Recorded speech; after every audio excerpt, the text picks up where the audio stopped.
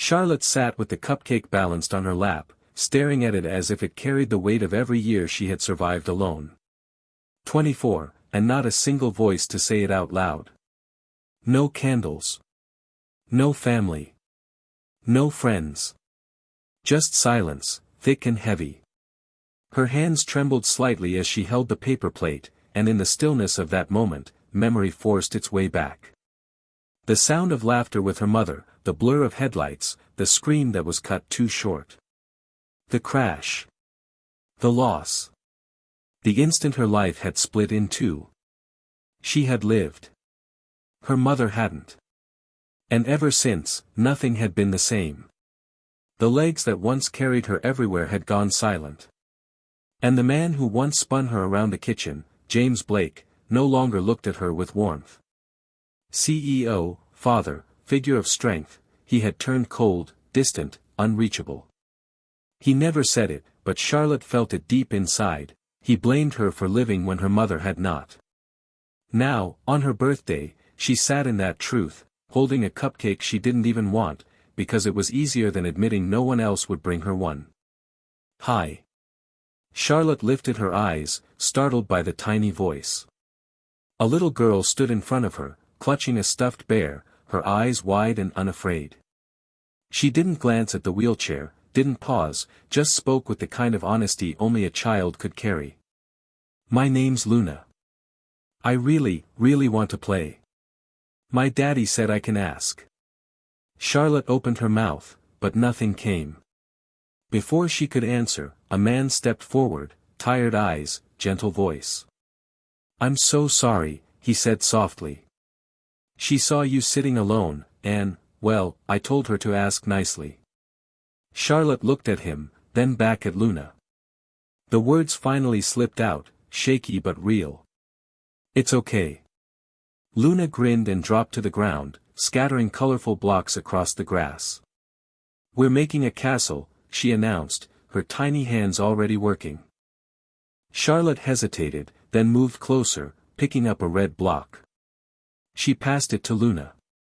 Daniel lowered himself to the ground nearby, not too close, not too far, his presence steady. For the first time in years, Charlotte felt her lips curve into something she barely recognized, a smile. Not forced. Not practiced.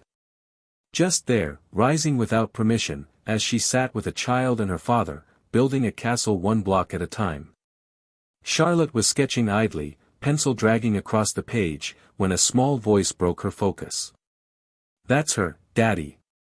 She looked up, startled, and there was Luna, running straight toward her table like she'd been waiting for this moment. Daniel followed close behind, slightly out of breath, his expression apologetic. Luna leaned over the notebook, eyes widening. Are you drawing? Whoa, you're like a real artist. Charlotte's chest tightened, a strange warmth pressing against her ribs. She turned the sketchbook toward the little girl, an unfinished tree, a quiet bench. Luna stared as if it were the most important thing in the world. Daniel stood nearby, his voice calm, steady. She's been into painters since watching a documentary. Calls Monet the puddle painter. He said it with a soft laugh, brushing drywall dust from his hoodie. Charlotte found herself laughing too, just a little. Just enough to remember what it felt like. They stayed only a few minutes. A promise of crayons at home pulled Luna away, and Daniel bought a coffee to go.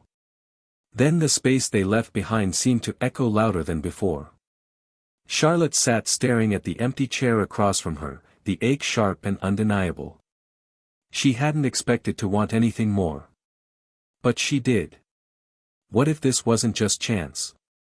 What if fate was pulling them back together? Charlotte turned her chair into the aisle, scanning the shelves when a familiar voice called out. Daddy, it's her again. The princess drawer. She turned, and there was Luna, clutching a loaf of bread as if it were treasure. Daniel appeared moments later, pushing a cart filled with the quiet necessities of a life held together by effort, milk, eggs, diapers. His expression tightened with embarrassment, but Charlotte smiled before he could speak. Luna rushed forward, breathless with excitement. Can I buy you a cookie for your birthday? I didn't get to last time. Daniel's hand landed gently on his daughter's shoulder. We'll have to check the budget, honey, he said softly, his voice warm but weighed with reality. Charlotte felt her throat catch. Before the silence could grow heavy, she answered quickly, her voice steadier than she expected. I'm actually here for tea and cookies. Maybe we can pick one out together. Luna's face lit up. She grabbed Charlotte's hand for just a second, then pointed eagerly at the rows of sweets. Together they chose a soft oatmeal raisin cookie, simple but perfect. Daniel thanked her more than once, sincerity in every word. Charlotte wheeled herself away afterward with the cookie resting on her lap, untouched, her chest tightening.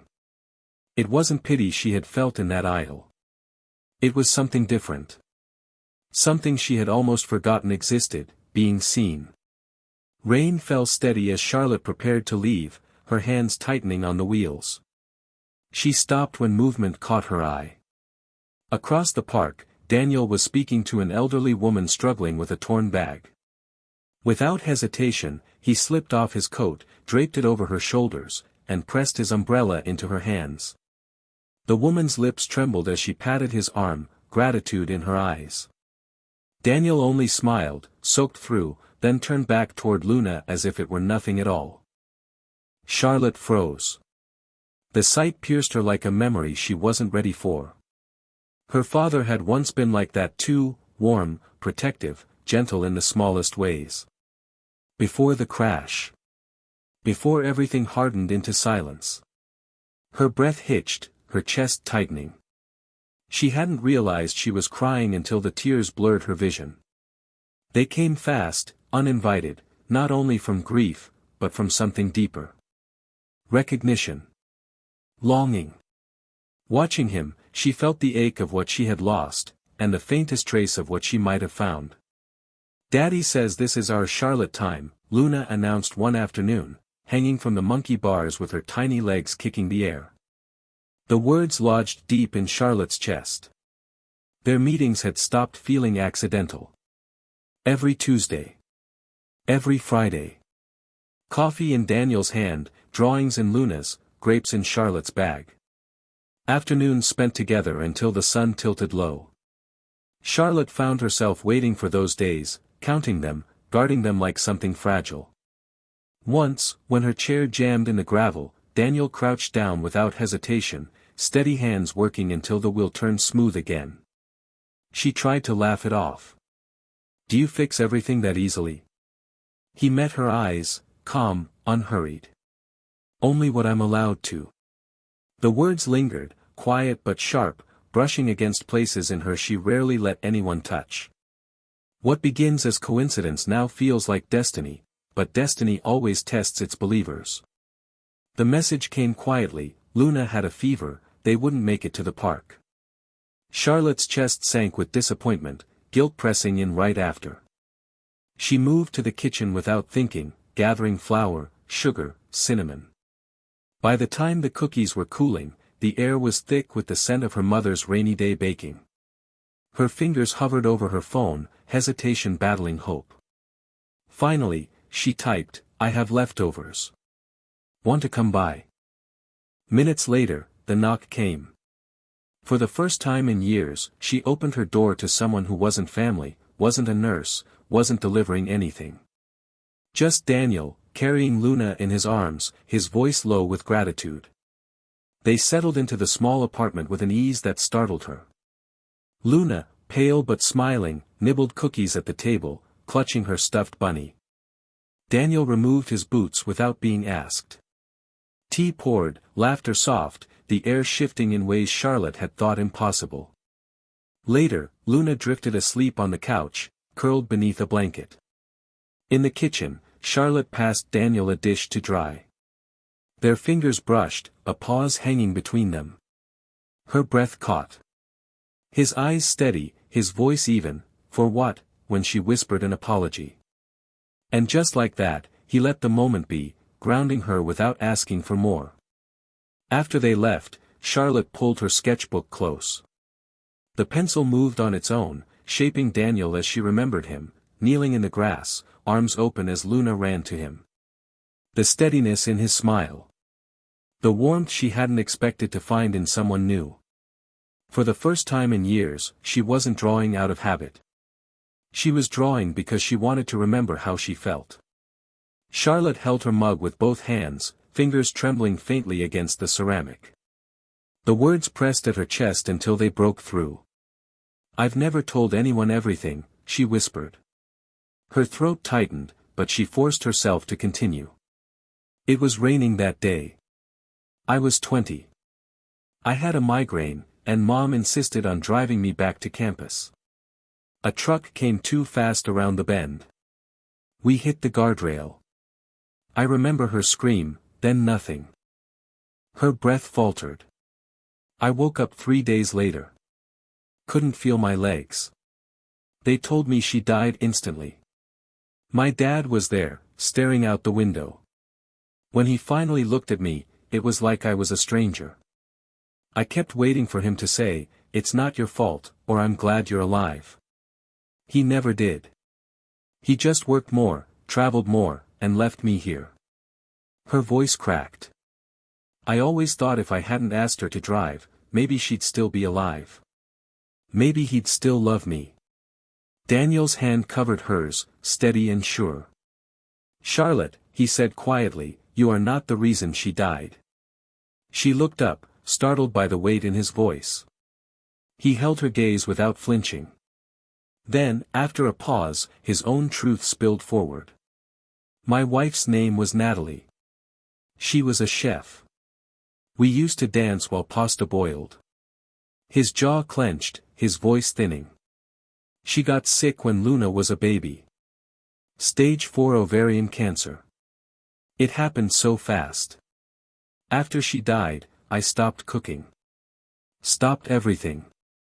I drank too much. The house fell apart. I did, too."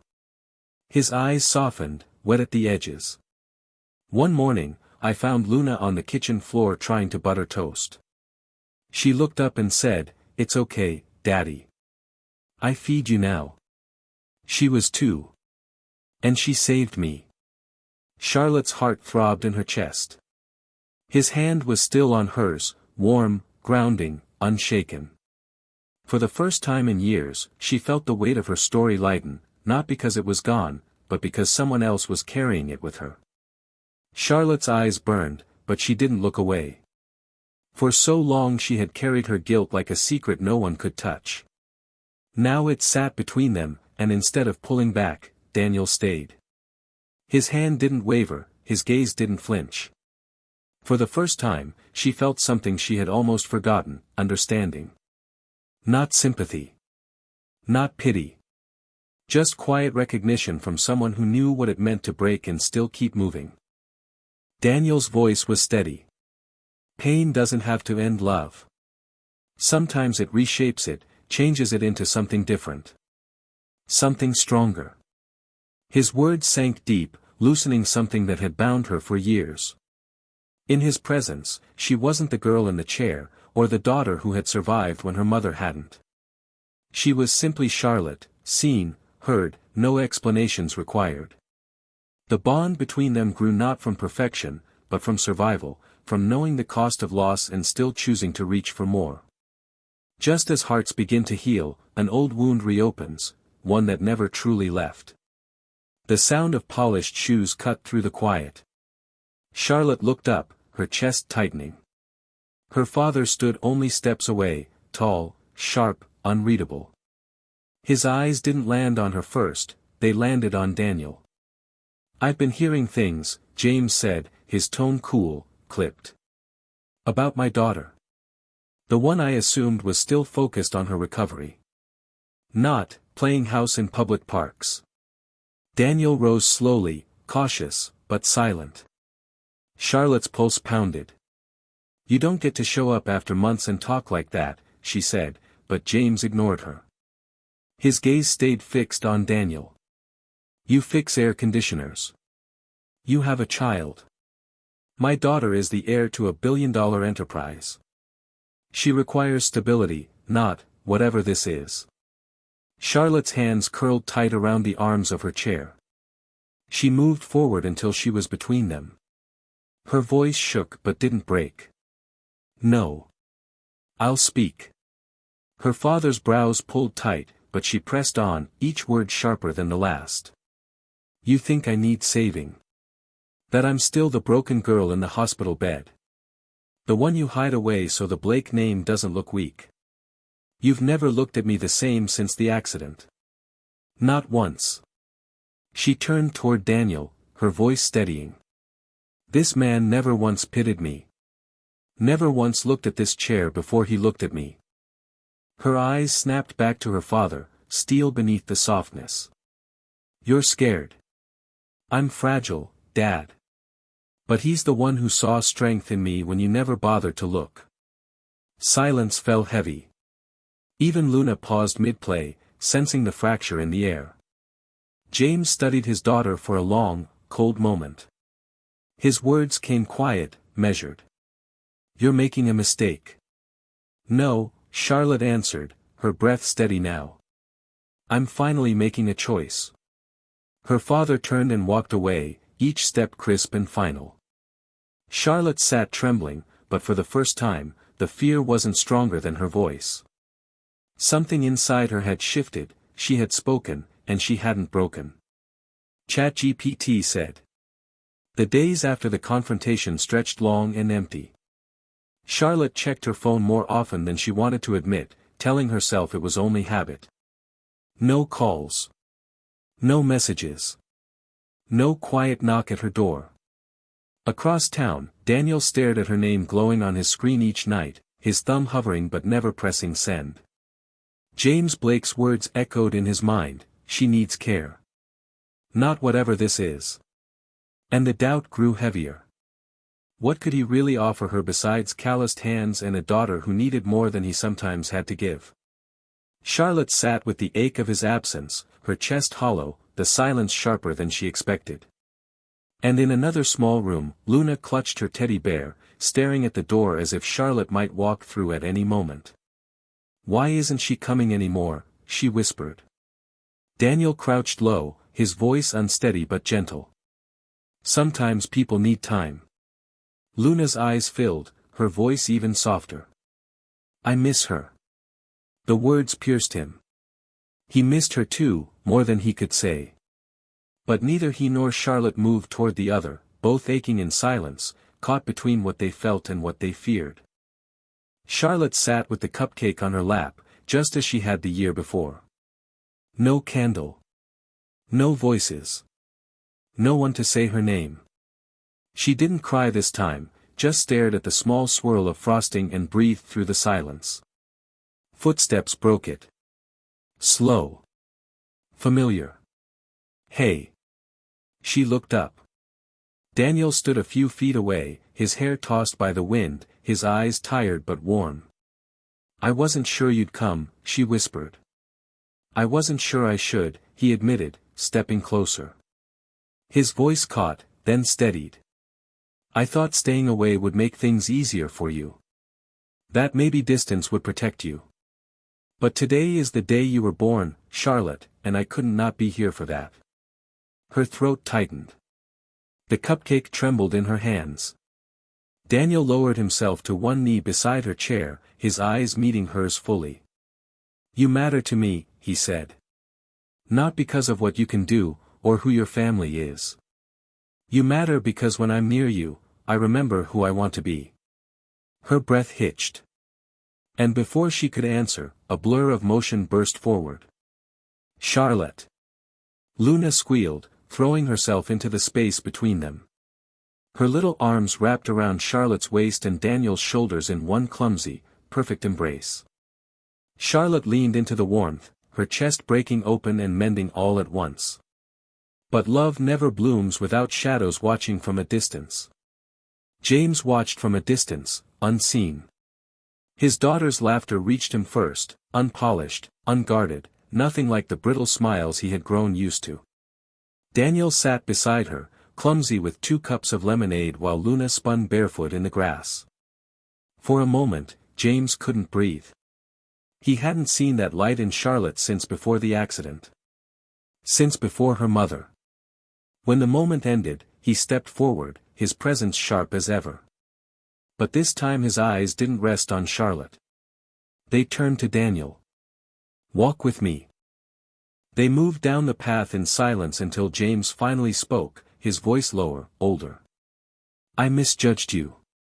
At first glance, I saw nothing, no pedigree, no access, just calloused hands and a little girl with grass-stained shoes." He paused, the words catching. "But then I saw her. My daughter smiling. Breathing again. Not just existing, living." He stopped walking, his jaw tightening before the truth slipped out. "I didn't lose her in that crash. I lost her in the years after." The admission hung heavy, raw and unpolished, the closest thing to regret he had ever spoken aloud. James's hand slipped into his coat pocket, pulling out a plain envelope.